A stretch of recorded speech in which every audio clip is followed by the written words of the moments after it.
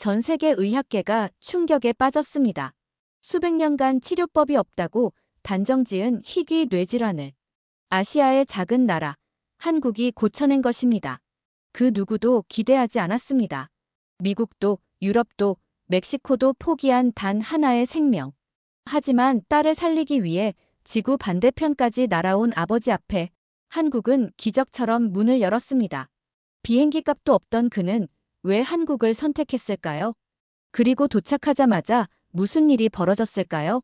전 세계가 주목한 한국 의료의 기적. 그 감동적인 이야기를 지금 시작합니다. 안녕하세요. 저는 카를로스입니다. 멕시코의 작은 도시에서 제 소중한 딸 마리아와 함께 살고 있어요. 마리아가 태어난 지 이제 8살이 되었네요. 우리 둘만의 작은 세상은 비록 단출하지만 행복했습니다. 아내는 마리아를 낳고 갑작스러운 합병증으로 세상을 떠났어요. 그날의 기억은 아직도 제 마음에 깊은 상처로 남아 있습니다.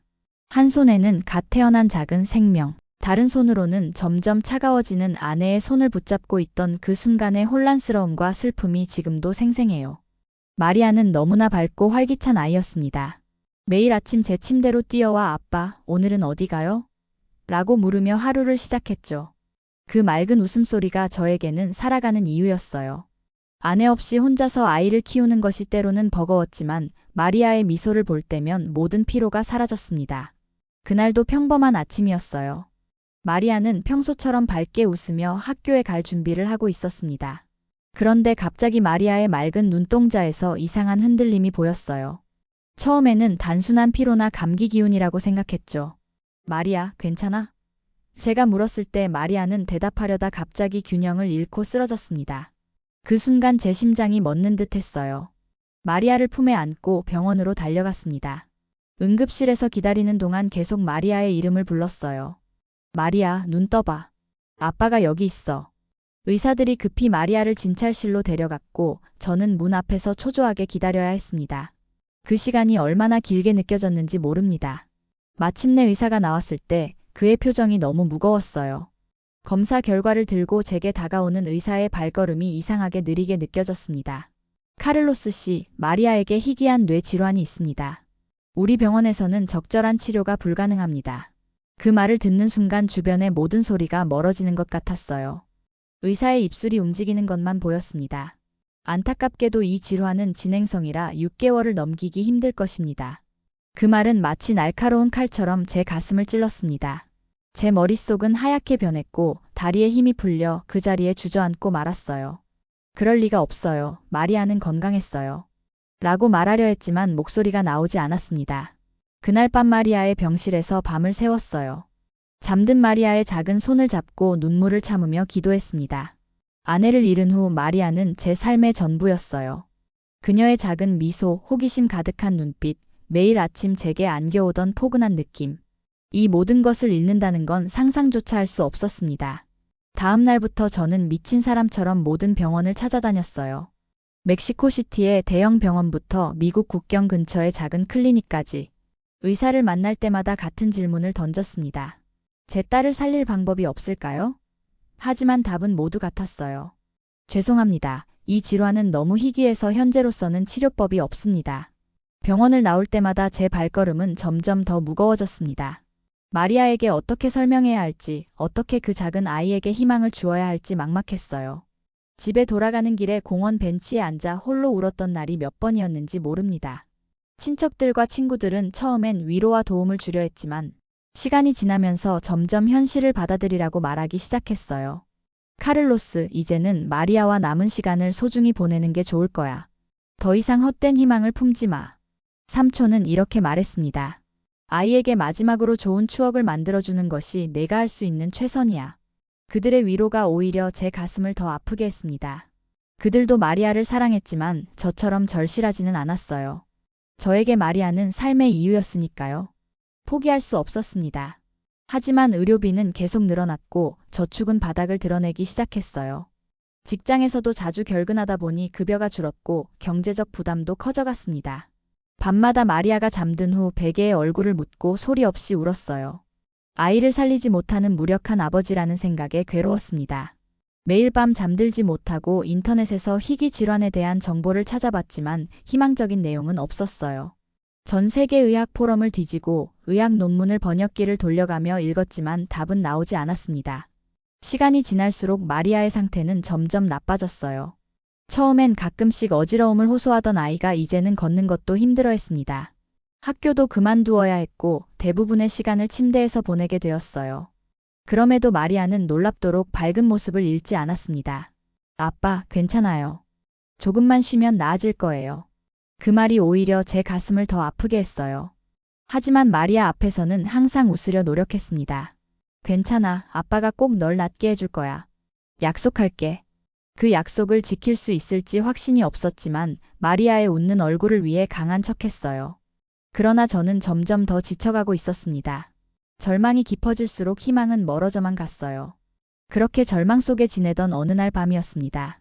마리아가 잠든 후 무의미하게 스마트폰을 넘기다 우연히 발견한 유튜브 영상. 한국대학병원 희귀 뇌질환 치료에 성공하다라는 제목이 제 눈에 들어왔어요. 처음에는 그저 스쳐 지나가려 했습니다. 이미 수많은 가짜 희망에 상처받았으니까요. 수많은 기적의 치료법과 혁신적인 수술 소식에 기대했다가 실망했던 경험이 너무 많았거든요. 하지만 영상의 썸네일에 나온 환자의 뇌 영상이 마리아의 것과 놀랍도록 비슷했습니다. 손이 떨리는 것을 느끼며 영상을 클릭했어요. 서울대학교 병원의 신경외과 팀이 새로운 수술법을 개발해 희귀 뇌질환 환자들을 성공적으로 치료했다는 내용이었습니다. 영상에 나오는 의사의 설명을 들으면서 심장이 빨리 뛰기 시작했어요. 그가 설명하는 증상과 MRI 영상은 마리아의 것과 너무나 흡사했습니다. 이 질환은 기존 의학계에서 치료 불가능하다고 여겨졌지만 우리 팀이 개발한 새로운 접근법으로 85%의 환자에게서 긍정적인 결과를 얻었습니다. 교수의 자신감 있는 목소리가 제 귀에 울렸어요. 그 순간 제 가슴 속에 작은 불씨가 켜졌습니다. 지구 반대편 한 번도 가본 적 없는 나라 한국. 그곳이 우리의 마지막 희망이 될 수 있을까요? 밤새도록 관련 정보를 검색했습니다. 한국의 의료 시스템, 서울대학교 병원의 명성, 그 교수팀의 연구 성과까지. 영어로 된 의학 논문을 찾아 번역기를 돌려가며 읽었어요. 새벽이 되어서야 확신이 들었습니다. 여기다. 마리아를 살릴 수 있는 곳은 여기밖에 없어. 다음 날 아침 저는 즉시 한국에 대해 더 알아보기 시작했어요. 한국어는 스페인어나 영어와는 전혀 달랐고 문화와 관습도 낯설었습니다. 비행기 티켓부터 숙소, 병원 예약까지 모든 게 막막했어요. 가장 큰 문제는 비용이었습니다. 치료비만 해도 우리 집 몇 채 값에 달했고 거기에 생활비까지 더하면 감당하기 힘든 금액이었어요. 친구들과 가족들에게 저의 계획을 말했을 때 그들은 모두 반대했습니다. 카를로스, 너 정말 미쳤어? 한국이 어딘지는 알아? 돈은 어떻게 마련할 건데? 거기 가서 어떻게 의사소통할 건데? 친구 미구엘은 걱정스러운 눈빛으로 말했어요. 사촌 형은 더 직설적이었습니다. 현실을 받아들여. 마리아는 이미 시간이 얼마 남지 않았어. 그 돈으로 차라리 마지막 좋은 추억을 만들어주는 게 낫지 않겠어? 그들의 질문에 저는 명확히 답할 수 없었습니다. 하지만 마리아의 미소를 생각하면 무슨 일이든 할 수 있는 용기가 솟았어요. 내가 할 수 있는 모든 것을 해볼 거야. 마리아를 살릴 수만 있다면 지구 끝까지라도 가겠어. 제 결심은 확고했습니다. 비록 무모해 보이는 도전이었지만 이것이 마리아를 위한 마지막 희망이라면 모든 것을 걸어볼 가치가 있었어요. 계획을 세우는 것보다 실행하는 것이 훨씬 어려웠습니다. 가장 큰 문제는 역시 돈이었어요. 저는 할 수 있는 모든 방법을 동원했습니다. 집을 팔고 차를 팔고 가진 모든 것을 정리했어요. 퇴직금을 조기에 받기 위해 직장도 그만두었습니다. 친구들에게 빚을 얻기도 했고 은행 대출도 받았어요. 지역 교회에서는 마리아를 위한 모금 행사를 열어주었습니다. 하지만 그렇게 모은 돈은 예상 치료비의 절반도 되지 않았어요. 게다가 한국행 비행기 티켓과 초기 생활비까지 생각하면 턱없이 부족했습니다. 그래도 일단 한국에 가는 것이 우선이었어요. 현지에 도착한 후 병원 측과 비용 문제를 상담하고 최악의 경우 추가 모금을 하거나 다른 방법을 찾을 생각이었습니다. 마리아의 상태는 점점 악화되고 있었어요. 이제는 거의 하루 종일 침대에 누워 있었고 간단한 대화도 힘들어했습니다. 그런 상황에서 긴 비행과 낯선 환경이 아이에게 어떤 영향을 미칠지 걱정되었어요. 하지만 더 이상 기다릴 시간이 없었습니다. 한국에 대한 정보를 찾다가 온라인 커뮤니티에서 지훈이라는 한국인을 만났습니다. 처음에는 단순히 한국 의료 시스템에 대한 질문을 했는데 그가 제 사연에 관심을 보이더군요. 지훈은 서울에 사는 간호사였고 외국인 환자들을 많이 도와본 경험이 있다고 했어요.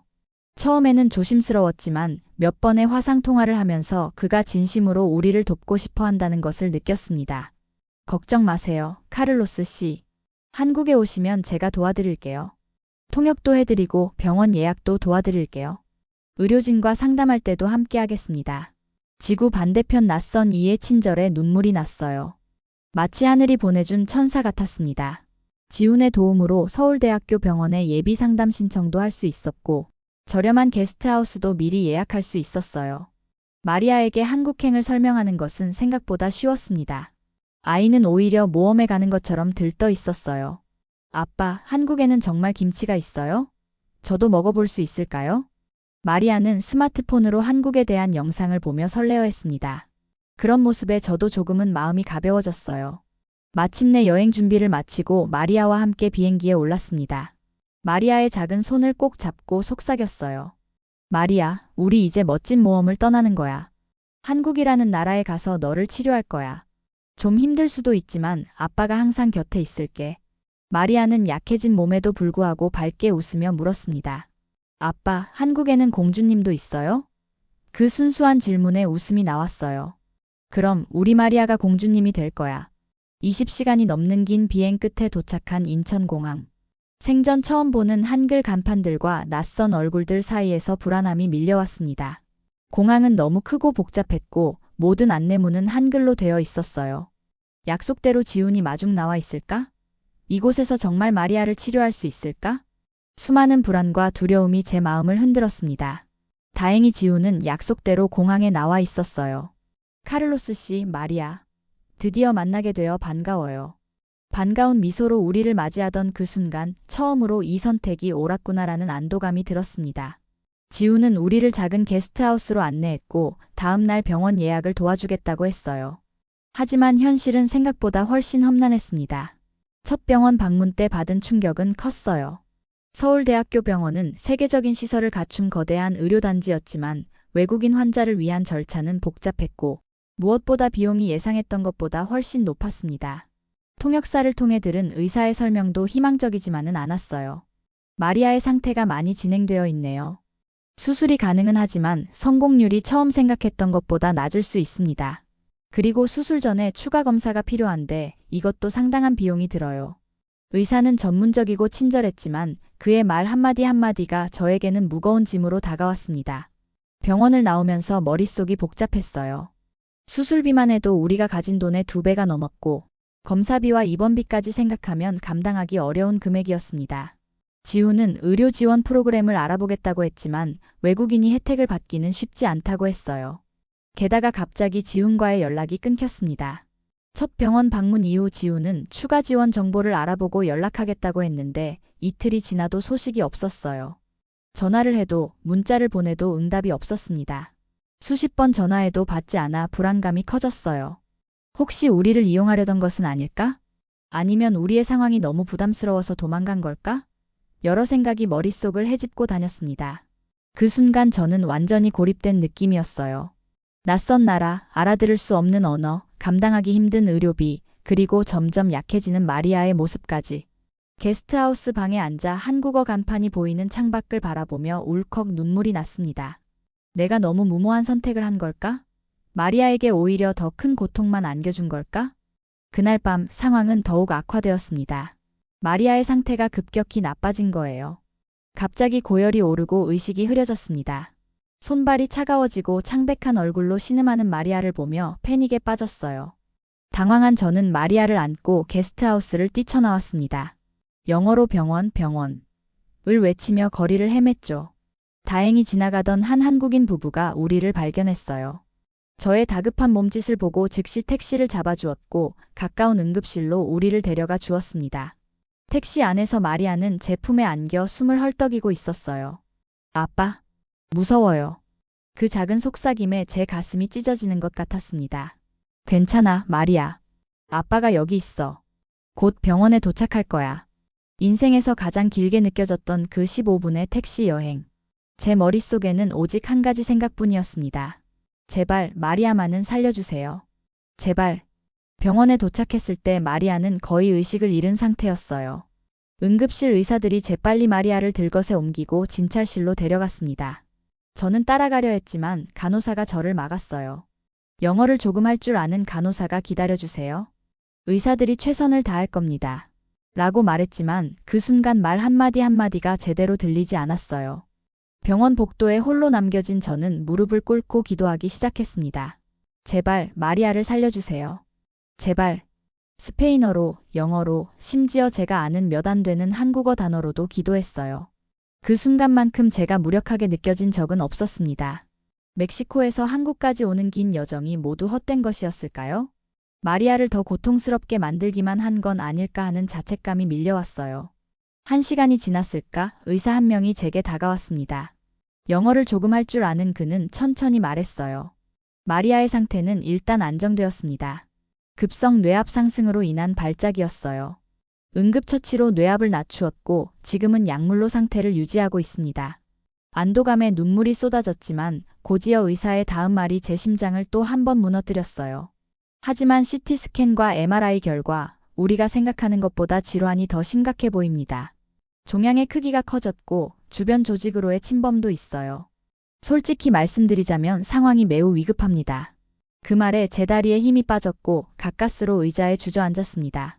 이제는 정말 모든 희망이 사라진 것 같았어요. 하지만 이어진 의사의 말은 제 인생을 바꿨습니다. 하지만 운이 좋게도 이 병원에 마리아의 질환을 전문적으로 연구하는 팀이 있습니다. 사실 이곳은 서울대학교 병원 분원이고 마리아와 같은 희귀 뇌종양을 연구하는 신경외과 특별팀이 있어요. 그들이 개발한 새로운 치료법이 마리아에게 도움이 될 수 있을 것 같습니다. 제 귀를 의심했습니다. 우연이라고 하기에는 너무 완벽한 타이밍이었어요.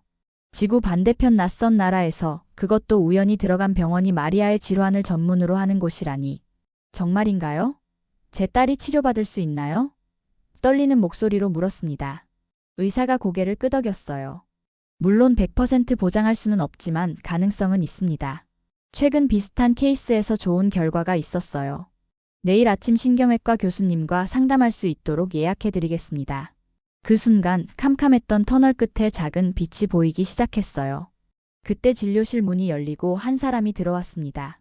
제 눈을 의심할 수밖에 없었어요. 바로 지훈이었습니다. 그는 간호사 유니폼을 입고 있었고 손에는 차트를 들고 있었어요. 지훈은 저를 보자마자 놀란 표정을 지었고 곧 죄송하다는 표정으로 제게 다가왔습니다. 카를로스 씨, 정말 죄송합니다. 제 전화가 고장나서 연락이 안 됐어요. 게다가 응급 환자가 많아서 병원에 계속 묶여 있었어요. 게스트하우스에 갔다가 이쪽으로 왔는데 여기서 뵐 줄은 몰랐습니다. 지훈의 설명을 들으며 눈물이 흘렀습니다. 그는 우리를 버린 게 아니었어요. 더 놀라운 사실은 지훈이 바로 이 병원의 간호사였다는 것입니다. 그것도 신경외과 특별팀에서 일하는. 사실 카를로스 씨가 보내주신 마리아의 진단서를 보고 바로 알았어요. 우리 팀이 연구하는 바로 그 질환이었거든요. 그래서 서둘러 도움을 드리고 싶었던 거였습니다. 지훈의 진심 어린 설명에 가슴이 뭉클했어요. 지훈은 처음부터 마리아의 증상을 듣고 가장 적합한 병원을 찾아주려 했던 거였습니다. 게다가 이번에 응급실로 오게 된 것이 오히려 다행이었다고 했어요. 서울대학교 병원은 예약 대기가 길었을 텐데 이렇게 응급 상황으로 오셔서 오히려 특별팀과 바로 연결될 수 있게 되었네요. 카를로스 씨, 걱정 마세요. 우리 병원 신경외과 팀이 마리아를 치료할 수 있습니다. 제가 모든 절차를 도와드릴게요. 그날 밤 처음으로 마음이 편안해졌습니다. 마리아는 중환자실에서 안정을 취하고 있었고 지훈 덕분에 저도 병원 내가족 대기실에서 쉴 수 있었어요. 비록 불편한 의자였지만 오랜만에 깊은 잠을 잘 수 있었습니다. 어쩌면 모든 것이 운명이었을지도 모른다는 생각이 들었어요. 그날 이후로 모든 것이 빠르게 진행되었습니다. 다음 날 아침 신경외과 특별팀의 김 교수님과 상담할 수 있었어요. 지훈이 통역을 도와주었고 교수님은 마리아의 상태를 자세히 설명해 주셨습니다. 마리아의 종양은 매우 희귀한 유형입니다. 하지만 우리 팀은 최근 3년간 이와 유사한 케이스를 연구해왔고 새로운 수술 기법을 개발했어요. 성공률이 100%는 아니지만 시도해볼 가치가 있습니다. 가장 큰 문제였던 비용 문제도 해결되었어요. 병원에서는 마리아의 특수한 상황을 고려해 의료 지원 프로그램을 적용해 주었습니다. 마리아의 케이스는 우리 연구에도 중요한 데이터가 될 수 있어요. 게다가 외국인 환자를 위한 특별 지원 프로그램도 있습니다. 김 교수님의 설명에 감사함이 복받쳐 올랐어요. 한국 정부의 외국인 의료 지원 제도 덕분에 치료비 부담도 크게 줄었습니다. 지훈은 24시간 우리 곁을 지켜주었어요. 근무 시간 외에도 병원에 와서 통역을 해주고 필요한 서류 작업을 도와주었습니다. 제가 간호사가 된 이유가 바로 이런 순간을 위해서예요. 환자를 돕는 것이 제 사명입니다. 지훈의 헌신적인 모습에 깊은 감동을 받았어요. 마리아는 수술 일정을 기다리는 동안 병원 스태프들의 사랑을 듬뿍 받았습니다. 간호사들은 마리아에게 한국 전통 오신 한복을 선물했고 병원 식당에서는 특별히 멕시코 음식을 준비해주기도 했어요. 마리아의 병실벽에는 다른 아이들이 그려준 응원 그림들이 가득했습니다. 낯선 나라에서 이렇게 많은 사랑을 받을 수 있다는 게 놀라웠어요. 마침내 수술 당일이 왔습니다. 마리아는 수술실로 들어가기 전 제게 속삭였어요. 아빠, 무섭지 않아요. 곧 나아서 아빠랑 다시 놀 수 있을 거예요. 한국에서 맛있는 것도 많이 먹고 싶어요. 그 용기 있는 말에 저는 눈물을 참을 수 없었습니다. 8살 아이가 어른보다 더 강한 모습을 보여주고 있었어요. 수술은 8시간 넘게 진행됐습니다. 그 시간 동안 저는 병원 예배실에서 기도했고 지훈은 계속 제 곁을 지켜주었어요. 매 시간마다 수술실에서 상황을 확인하고 와서 저에게 알려주었습니다. 지금까지는 순조롭게 진행되고 있어요. 조금만 더 기다려주세요. 마침내 김 교수님이 수술복을 입은 채로 저를 찾아왔을 때 그의 표정만으로도 알 수 있었어요. 성공했다는 것을. 수술은 성공적이었습니다. 종양을 95% 이상 제거했고 남은 부분은 방사선 치료로 관리할 수 있을 겁니다. 마리아는 회복될 것입니다. 그 순간 저는 무릎을 꿇고 감사의 기도를 올렸습니다. 지훈도 함께 눈물을 흘렸어요. 카를로스 씨, 마리아는 정말 강한 아이예요. 수술 중에도 생체 신호가 너무 안정적이어서 의사들이 놀랐대요. 마리아의 회복은 기적과도 같았습니다. 의료진들도 놀라는 속도였어요. 일주일 후 마리아는 침대에서 일어나 몇 걸음을 걸을 수 있었습니다. 2주가 지나자 복도를 혼자서 걸어 다닐 수 있게 되었고 한 달 후에는 병원 정원을 뛰어다닐 정도로 건강해졌어요. 의사들도 놀랐습니다. 마리아는 정말 강한 아이군요. 회복 속도가 놀랍습니다. 보통 이런 수술 후에는 몇 달간의 재활이 필요한데 마리아의 웃음소리가 다시 병원 복도에 울려 퍼졌습니다. 그 소리는 저에게 세상에서 가장 아름다운 음악이었어요. 퇴원을 앞두고 병원에서는 작은 파티를 열어주었습니다. 의료진들과 다른 환자들, 심지어 저희 이야기를 들은 시민들까지 모여 마리아의 회복을 축하해 주었어요. 마리아가 우리에게 희망을 주었습니다. 아픈 아이들에게 큰 용기가 되었어요. 소아과 간호사장이 말했습니다. 마리아가 완전히 회복된 후 저는 중대한 결정을 내렸습니다. 멕시코로 돌아가지 않고 한국에 머물기로 한 것입니다. 이 결정에는 여러 이유가 있었어요. 우선 마리아는 정기적인 검진과 추적 관찰이 필요했습니다. 그리고 이미 우리에게는 한국에서 새로운 가족이 생겼다고 느꼈어요. 정말 한국에 살 거예요, 아빠? 마리아는 이 소식을 듣고 기뻐했습니다. 이미 병원에서 만난 친구들과 헤어지기 싫다고 했어요. 지훈은 우리의 정착을 전폭적으로 도와주었습니다. 그의 가족들도 우리를 따뜻하게 맞아주었어요. 카를로스 씨, 이제 우리는 가족이에요. 한국에서의 새 출발을 함께 도울게요. 지훈의 도움으로 저는 스페인어 교사 일자리를 구할 수 있었습니다. 한국에서는 외국어 교육열이 높아 스페인어 원어민 교사의 수요가 있었어요. 처음에는 작은 어학원에서 시작했지만 곧 여러 학교로 일자리가 확장되었습니다. 카를로스 선생님의 수업은 단순한 언어 교육이 아니라 문화 교류의 장이에요. 어학원 원장님의 말씀이 자신감을 주었어요. 마리아는 한국 학교에 다니게 되었습니다. 물론 처음에는 언어 장벽이 있었지만 놀랍게도 마리아는 불과 몇 개월 만에 한국어를 유창하게 구사하게 되었어요. 아이들의 언어 습득 능력은 정말 놀라웠습니다. 아빠, 오늘은 한글로 편지를 썼어요. 선생님이 칭찬해 주셨어요.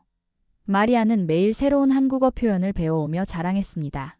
우리의 한국 생활이 안정되면서 저는 우리의 경험을 공유하고 싶다는 생각이 들었어요. 그래서 블로그를 시작했습니다. 지구 반대편에서 찾은 희망이라는 제목의 이 블로그는 처음에는 멕시코의 가족과 친구들에게 우리의 근황을 알리는 용도였지만 점차 많은 이들이 찾는 공간이 되었어요. 블로그에는 한국 의료 시스템에 대한 정보, 외국인으로서의 정착 경험, 그리고 무엇보다 희귀 질환으로 고통받는 가족들을 위한 조언을 담았습니다. 포기하지 마세요. 때로는 희망이 지구 반대편에 있을 수도 있습니다. 이것이 제 블로그의 모토가 되었어요. 놀랍게도 블로그를 통해 전 세계에서 비슷한 상황에 처한 가족들이 연락해왔습니다. 카를로스 씨의 이야기 덕분에 용기를 얻었습니다.